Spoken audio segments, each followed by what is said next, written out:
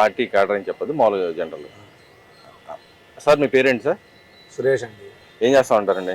Transport business. Transport చేస్తూ ఉంటారు. ఏం సార్ రాష్ట్రంలో పరిస్థితి ఎలా ఉంది సార్? మరి మీరు ట్రాన్స్పోర్ట్ అంటే బేసిక్గా పెట్రోల్ కావాలా? ఈరోజు గవర్నమెంట్ పెట్రోల్ బాదుడే చేస్తూ ఉందంట, మీ మీద కూడా బాగా వేస్తూ ఉందంట.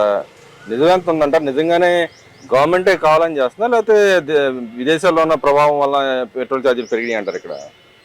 ఏమండి, ఇప్పుడు పెట్రోల్ పెరిగిందంటే యుద్ధం వచ్చింది చూస్తానే ఉన్నారు, దానివల్ల పెరిగింది. అయినా కేంద్ర పరిధిలో ఉంది అది, దానికి బోల్డ్ లాస్ ఉంది. ఆ లాస్ వల్ల పెంచింది బయట అన్ని స్టేట్లలో పోల్చుకుంటే మనకు పెరిగింది బాగా తక్కువ, 3 రూపాయలు పెంచారు. బయట అన్ని స్టేట్లలో చూసుకుంటే ఇంకా ఎక్కువ పెరిగింది. అలాగే ఇప్పుడు అంతకుముందు ఏమన్నారండి, వైసీపీ గవర్నమెంట్ ఉన్నప్పుడు కొడాలి నాని గారు వీళ్ళంతా తెలీదా, ఆ మాత్రం పిచ్చిగా ఉన్నారు మీరు, బొంకుల్లో ఆయిల్ పెరిగితే కేంద్రం పెంచుద్దని తెలీదా ఏంటి, స్టేట్ ఏం చేసి దానికి అని ఎన్నో రకాల మాటలు చెప్పారండి. అయినా మా ట్రాన్స్పోర్ట్ వీళ్ళు 2 రూపాయలు 3 రూపాయలు ఆయిల్ పెరిగిందన్న ఇబ్బంది కాదు కానీ అండి, రోడ్లు బాగున్నాయి. ఇవాళ ఇదివరకు రోడ్లు అంటే 100 కిలోమీటర్లు వెళ్ళాలంటే 4 గంటలు పట్టే రోడ్లు ఉన్నాయి ఒక్కోసాట. ఇవాళ 100 కిలోమీటర్లు 2 గంటలు వెళ్ళిపోయే ఇది ఉంది. అందువల్ల ఏంటంటే 3 రూపాయలు 3.5 రూపాయలు పెంచినందువల్ల అంటే ఇప్పుడున్న రోడ్లకి మాకేం పెద్ద అంత ఇబ్బంది ఏం పట్టలేదు, అంత బాగా పట్టలేదు. మీకు ఎలా మిగులుతుందండి మరి మామూలుగా పెట్రోల్ అంటే? మేము కస్టమర్ దగ్గర ఇప్పుడు పెట్రోల్ డీజిల్ రేట్ 3 రూపాయలు పెరిగింది అనుకోండి, కస్టమర్ దగ్గర మాకు ఎంత పెరిగిందో ఆ పర్సంటేజ్ ప్రకారం అతను కిరాయి ఒక 500 అడిగి పెట్టుకుంటామండి. మనం వెళ్ళే దూరాన్ని బట్టి కస్టమర్ని అడిగి పెట్టుకుంటాం. బాబులు చెప్తాం, ఇది అండి 3 రూపాయలు పెరిగింది, ఏం చేయమంటారు ఏంటి అని మనం చెప్తాం. మా ట్రాన్స్పోర్ట్ ఫీల్డ్ నుంచి మాకు అది ఎప్పటి నుంచో అనాదిగా ఉందండి. నాకు 28 రూపాయల నుంచి తెలుసండి ఈ ఫీల్డ్ లో ఉన్న, ట్రాన్స్పోర్ట్ ఫీల్డ్ లో. ఇవాళ మన దాకా 199 రూపాయలు ఉంది. మధ్యలో 2-3 రూపాయలు తగ్గింది, మళ్ళీ ఇప్పుడు పెరిగింది 2-3 రూపాయలు. అని రోడ్లు టోల్ గేట్లు వసూలు చేయని కానీ రోడ్లు మాకు బాగున్నాయి కాబట్టి టోల్ గేట్లు కడుతున్నాము. పెద్ద మాకేం అంత భారం ఏం లేదండి. అంటే నిజంగానే పేద ప్రజల యొక్క నడ్డి విరిచే విధంగానే ఈ గవర్నమెంట్ పరిపాలన చేస్తుంది అంటారు ఈ విషయాల్లో, పెట్రోల్ డీజిల్ వ్యవహారాలు? పెట్రోల్ డీజిల్కి గవర్నమెంట్కి ఏంటండి సంబంధం? కేంద్రంలో ఉంటుందండి. వీళ్ళు ఏం వీళ్ళ చేతిలో, మన రాష్ట్ర నాయకత్వం చేతిలో ఏముండదండి, కేంద్రం చేతిలో ఉంటుంది, పెంచినా తగ్గించినా. అలాగని మనం అనడానికి లేదండి, అన్నీ బాగున్నాయండి. ఇప్పుడు ఈయన చేసే అన్నీ కూడా, చంద్రబాబు నాయుడు గారు చేసే అన్ని కూడా బాగున్నాయండి. ఎందుకంటే ముందు బయట గొడవలు లేవండి. ఒక రకంగా చూసుకుంటే ఈ రప్ప నరకటాలు, రప్ప లేకపోతే మేము వచ్చాక మిమ్మల్ని లేపేస్తాం అంటారు ఏంటి. ఆయన చంద్రబాబు నాయుడు గారు ఏంటంటే అగనిస్ట్ అండి, క్రైమ్ కి అగనిస్ట్ ఉంటారు ఆయన. అందుకని అంటే ఇక్కడ కేంద్ర రాష్ట్ర ప్రభుత్వాల సెస్సులు ఉంటాయి, వాటిలో తగ్గించే అవకాశాలు ఎంత మాత్రం ఉన్నాయంటారు? నిజంగానే కావాలనే గవర్నమెంట్ పెంచుకుంటూ పోయింది. గతంలో మనం చూసాం, కరోనా టైంలో చాలా స్టేట్లు తగ్గించిన వ్యవహారం కూడా చూసాం కొన్ని స్టేట్లు. ఇప్పుడు ఎందుకు తగ్గలేకూడదు అనే మాట వాళ్ళు మాట్లాడుతున్నారు, వైసీపీ నాయకులు మాట్లాడుతున్నారు. మనకు తెలిసినంత వరకు అండి, ఇప్పుడు ఏమవుతుందంటే కేంద్రంలో యుద్ధం జరగడం వల్ల ముందు భవిష్యత్తు కోసం అని ఏమన్నా దానికి సంబంధించి పరికరాలు కొనటము ఇంకోటో చేస్తున్నారని నేను అనుకుంటున్నాను. నా పర్సనల్ ఒపీనియన్ అంటే అది అనుకుంటున్నా. కేంద్రం నుంచి తగ్గించడానికి కూడా ఏంటంటే, ఇప్పుడు మన యుద్ధం జరిగిందండి, రేపు మన దగ్గరకు వస్తే ఏమేమి అవుద్దు అని భయం. దానివల్ల మన P4 కొన్నారండి, మిషన్ S4 కొన్నారండి. అలా ఎన్నో 100 కోట్లు అది. అలాగా 1000 కోట్లు, 100 కోట్లు కూడా కాదు, 1000 కోట్లు అలా ఏదన్నా కొన్నారు. దానికి తగ్గట్టుగా ఏదన్నా అవసరం అవుతుందేమోనని మా ఉద్దేశం. యుద్ధం జరుగుతుంది, క్రూడ్ ఆయిల్ రేటు పెంచారు వాళ్ళు కూడా. అంటే ఆల్టర్నేటివ్ ఏదైతే ఆయిల్ ఉందో దానికోసం జరుగుతుంది అంటారు ఈ వ్యవహారం అంతా. ఆల్టర్నేటివ్ అంటే ఇప్పుడు ఈ 4 తీసుకొచ్చారు ఏదైతే, దానికి కూడా వాడుతున్నారని నా ఉద్దేశం అండి. ఎందుకంటే మన యుద్ధం చూశారు, ఎన్ని రోజులు జరుగుతుంది. ఉక్రెయిన్ రష్యా యుద్ధం చూసాం, 4 ఏళ్ల నుంచి జరుగుతుంది. మిసైల్స్ కొనాలి. అలాంటిది ముందు భవిష్యత్తులో ఏమన్నా ఇబ్బంది వస్తే కావాల్సి వస్తుందని ఏమన్నా కొంచెం పెంచుంటే ఉంటుంది. మరి ఈ రోజు చూస్తా ఉన్నాను, నిన్న కూడా వైసీపీ వాళ్ళు ధర్నా చేస్తున్నారు.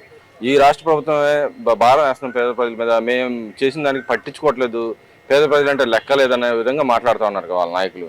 ఏమంటే వాళ్ళు మాట్లాడటానికి అది ఆశాపదం అండి. వాళ్ళు ఉన్నప్పుడు కొన్ని రోజుల క్రితం వాళ్ళు ఉన్నప్పుడు అండి, ఇదే కొడాలని చెప్పాడు కదండి, మాకేం సంబంధం, మీరు మమ్మల్ని మీద పడతారు ఏంటని నేను మాట్లాడాడండి ఆ రోజున. ఇవాళ మళ్ళీ వాళ్ళు ఎలా ఇది చేస్తారండి, అది ఇబ్బందికరమైన విషయం అండి అది. అది కాకనండి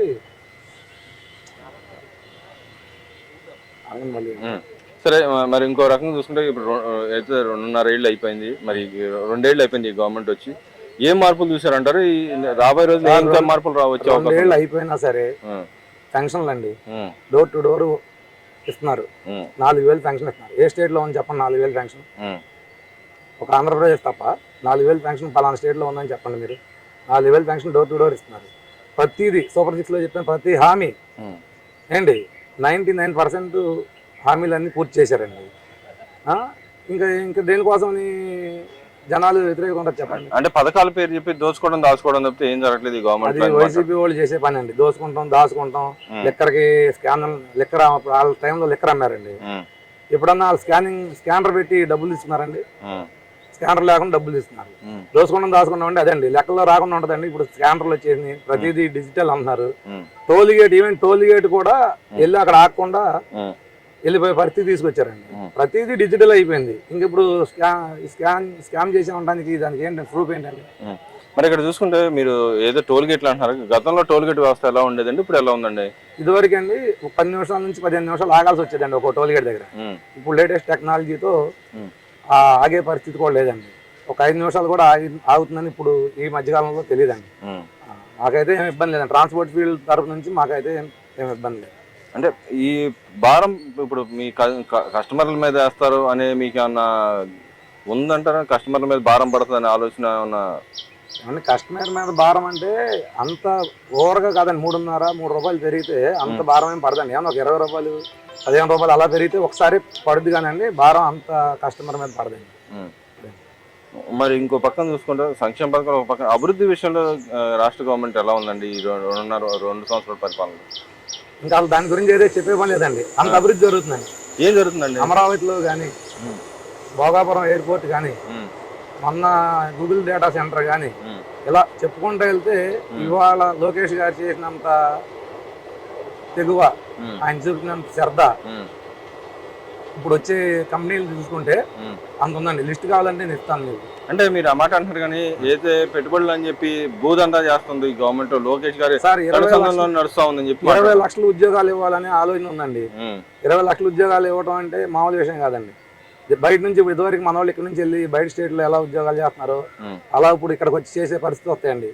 ఇదే లోకేష్ గారు కానీ ఇదే చంద్రబాబు నాయుడు గారు ఇప్పుడు చేసే పనులు కనుక చేస్తే ముందు రోజుల్లో అక్కడ నుంచి ఇక్కడికి వచ్చి ఉద్యోగాలు చేసి అన్ని ఉద్యోగాలు వస్తాయండి. 20 లక్షలు అని చెప్తున్నారు కానీ ఇంకా ఎక్కువ వచ్చే అవకాశం ఉంది. అంటే అంత భయంకరంగా అవకాశాలు ఏమున్నాయి అంటారు రాష్ట్రంలో అంత వచ్చే అవకాశాలు? అసలు ఇప్పుడు వచ్చే కంపెనీలు ఉన్నాయి కదండి. కంపెనీలు 1-2 కాదు కదండి. దగ్గర దగ్గర నాకు తెలిసి 99 ఇప్పుడు 100 కంపెనీలు నాకు తెలిసి ఉన్నాయి. అంటే నాకు తెలియకుండా ఇంకా ఉండొచ్చు. నా దృష్టికి వచ్చే కంపెనీలే 99 నుంచి 100 కంపెనీలు దగ్గర దగ్గర నా దృష్టిలో ఉన్నాయి ఏంటి. అలా ఇంకా వచ్చింది అనుకోండి వస్తాయి, ఉద్యోగాలు వస్తాయండి. అదిగాక డెవలప్ పెరుగుద్ది, వాళ్ళు కట్టే ట్యాక్స్లు వాళ్ళు అవన్నీ కలిపి గ్రోత్ కూడా పెరుగుద్ది అండి. అంటే సంపద సృష్టించడానికే కదండి ఇదంతా. వాళ్ళు తిప్పలు పడేది ఎందుకంటే 18 గంటలు బాబు గారు లేచి పని చేస్తున్నారంటే ఇదివరకు ఎవరి దగ్గర వెళ్ళి బుధం మీద చేసి మాట్లాడగలిగిన రోజులు ఉన్నాయండి. పాత గవర్నమెంట్ లో, వైసీపీ గవర్నమెంట్ లో చెట్లు కొట్టుకుంటా పథకాలు కట్టుకుంటూ తిరిగారండి. ఆ గవర్నమెంట్ బాగుంది అంటే పేద ప్రజలు సుఖ సంతోషంతో ఉన్నారు. ఇప్పుడు చెట్లు నరుక్కొని పరదాలు కట్టుకొని తిరిగారండి. ఇవాళ ఏ ఊరికైనా సరే డైరెక్ట్ గా వెళ్తున్నారు, మత్స్యకారులను కలుస్తున్నారు, రైతులను కలుస్తున్నారు, బుధం మీద చేసి మీకు ఏం కావాలని అడుగుతున్నారు. ఇంకా అంతకన్నా ఎవరికి ఏం కావాలండి? స్కూళ్ళకి వెళ్తున్నారు. లోకేష్ గారు అయితే స్కూళ్ళకి వెళ్తున్నారు, మీకు ఏం కావాలని అడుగుతున్నారు. మధ్యాహ్నం భోజనం ఎలా ఉంది అంటున్నారు, అక్కడ భోజనం చేస్తున్నారు. ఎవరు చేశారు చెప్పండి? అంటే గప్పాలు కొట్టుకోవడం చెప్తే అక్కడ ఏం జరగట్లేదు, పేద ప్రజలకు ఏం న్యాయం జరగట్లేదు, మా గవర్నమెంట్ న్యాయం జరిగిందని చెప్తా ఉన్నారు వాళ్ళు. న్యాయం జరిగింది అనడానికి అమర్నాథ్ గారు గుడ్డు చలి అక్కడికి వెళ్తే కోట వేసుకోవాలి, వనకాలి, ఈ మాటలన్నీ చెప్పారండి. మరి ఆ మాటలని చెప్పి వాళ్ళు ఇంత ఎండలో కూడా 18 గంటలు పని చేస్తున్నారండి లోకేష్ గారు కానీ చంద్రబాబు నాయుడు గారు కానీ. కానీ ఇక్కడ పొదుపు అని చెప్పి మమ్మల్ని పేద ప్రజలు కానీ మమ్మల్ని కానీ అడుగుతూ ఉన్నారు కానీ వాళ్ళు నాయకులు ఎవరు ఫాలో అవ్వట్లేదు. చెప్పిన 2 గంటలను లోకేష్ గారు లాంటి వ్యక్తి సొంత కొడుకే విదేశాలకు అటు ఇటు ఫ్లైట్లు వేసుకుని తిరుగుతున్నాడు, దుబారా ఖర్చు చేస్తా ఉన్నాడు అని చెప్పి మాట్లాడుతూ ఉన్నారు కదా. అవన్నీ మాట్లాడడానికి ఈయన ఫ్లైట్ వేసుకొని లండన్ వెళ్ళి అక్కడ దాచుకొని వచ్చినంత ఖర్చు ఏం కాదండి. పఫ్ఫులు ఎగ్ పఫ్ఫులకి ఏంటి వాళ్ళు తిన్న కోట్లు అంత ఖర్చు ఏం అవ్వలేదండి. ఆయన మొన్న వెళ్ళారు, అప్పుడు కూడా నా సొంత డబ్బులు పెట్టుకుని వెళ్ళానని చెప్పారండి. అవన్నీ కూడా జనాలు నమ్మే పరిస్థితిలో లేరండి. వాళ్ళు ఇంత మీడియా ఉన్నప్పుడు ప్రతి విషయం జనాలు అందుబాటులోకి వెళ్తుంది. వాళ్ళు ప్రతిదీ చూస్తున్నారు, గమనిస్తున్నారు. అది అవన్నీ నమ్మటానికి ఏం లేదండి. ఇప్పుడు ఆయన ప్యాలెస్ కట్టుకున్నాడు, మరి ఆ ప్యాలెస్ ఎంత అయిందని ఖర్చు, చుట్టూ కంచి కట్టుకున్నాడు. కానీ అమరావతి ఖర్చు కానీ ఇక్కడ అమరావతిలో కానీ అటు పక్క వైజాగ్ లో కానీ దోచుకుంటున్నారు భూములన్నీ, దేవుడి భూములు కూడా అన్యాక్రాంతం చేస్తా ఉన్నారు అని చెప్పి మాట్లాడుతా ఉన్నారు కదా. జనాలు ఎవరో పెద్దోళ్ళు కదండి, దోచుకుంటే చూస్తా ఏం ఊరుకోరు ఎవరు. ఉమ్, మరి అప్పుడు ఆయన ఇక్కడే ఉండి నేను విజయవాడ రాజధాని కడతా అన్నాడు, తర్వాత వైజాగ్ అన్నాడు, వైజాగ్ లో 600-700 కోట్లు పెట్టి ప్యాలెస్ కట్టాడు. ఉమ్, జనం డబ్బులు కాదండి అవన్నీ. తర్వాత ఊరికి ఒక ఇది కట్టాడు, అవన్నీ జనం డబ్బులు కాదండి. ఉమ్.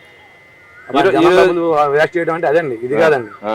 అంటే సంక్షేమం ఈ రోజు ఈ చక్కగా గవర్నమెంట్ కూడా అలాగే పార్టీ ఆఫీసుల కోసం ఖర్చు చేస్తుందంట కదా, స్థలాలు లీజుకు ఫ్రీగా ఇస్తుందంట కదా.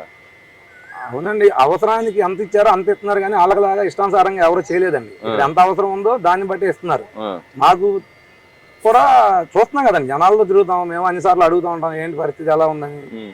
అది అంత ఇబ్బందికరంగా ఏం లేదండి. 2029లో ఎవరు వచ్చే అవకాశం ఉంది, ఎందుకు ఉందంటారు, ఎవరు వస్తారంటారు? 2029లో టీడీపీ గవర్నమెంట్ వస్తుందండి పక్కాగా. ఎందుకంటే అంత పక్కా ఏముందండి? ఎందుకు చూద్దామంటే ప్రతి ఒక్క సంక్షేమ పథకం జారుతుందండి ఇళ్ళకి, ఉమ్, ప్రతి ఇంటికి ప్రతి సంక్షేమ పథకం జారుతుందండి. ఉమ్. ఏదన్నా చిన్న చిన్న లోపాలు ఉంటే అవి కూడా కొంచెం దిద్దుకుంటారని నేను అనుకుంటున్నాను. అంటే ఈ 2 సంవత్సరాల నుంచి కూడా ఏం చేసింది లేదు, ఇప్పటికే దోచుకోవటం తప్పితే ఏం కనపట్లేదు.